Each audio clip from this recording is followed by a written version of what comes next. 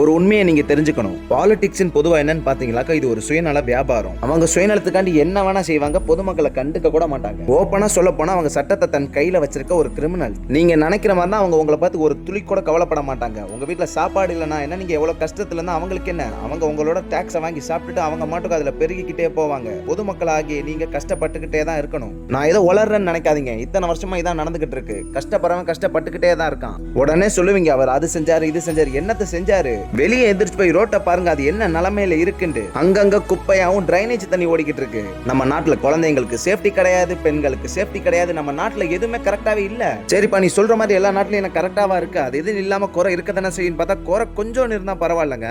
நம்ம நாட்டுல குறை நிறைஞ்சு கிடக்கு. என்னப்பா நீ இப்படி சொல்ற? நம்ம நாட்டுல நல்ல தலைவர்கள் இல்லையான்னு கேட்டீங்களா? அதெல்லாம் எனக்கு தெரியாது. ஆனா முக்காவாசி பேர் நம்மள யூஸ் பண்ணிக்க தான் பாக்குறான். நான் அது பண்றேன் இது பண்றேன்னு சொல்றானே தவிர அவன் எதுவுமே பண்ண மாட்டேங்கிறான். காமனா நான் சொல்றதை யோசிங்க. நம்ம நாடு நல்லாவா இருக்கு? கேவலமா இருக்கு நம்ம நாடு. ஆனா நம்மள்ட்ட மட்டும் நல்லா பறிக்கிறான். அந்த டாக்ஸ் இந்த டாக்ஸ் ஒரு பிரச்சனமும் இல்லை. உங்கள்ட்ட ஒன்னே ஒன்று சொல்லிக்கிறேன், உங்க ஃபேமிலியை நீங்க தான் பார்த்துக்கணும். தலைவன் வந்தா அதை பண்ணிடுவான் இதை பண்ணிடுவான் தான் நினைக்காதீங்க. அவன் எதுவுமே பண்ண மாட்டான். அவனுக்கு வேண்டியதை அவன் எடுத்துட்டு உங்களை நடுத்தரல நிப்பாட்டிடுவான். நீங்க முடிஞ்ச அளவு உங்க குடும்பத்தை எப்படி பாதுகாக்க முடியுமோ அப்படி பாதுகாருங்க.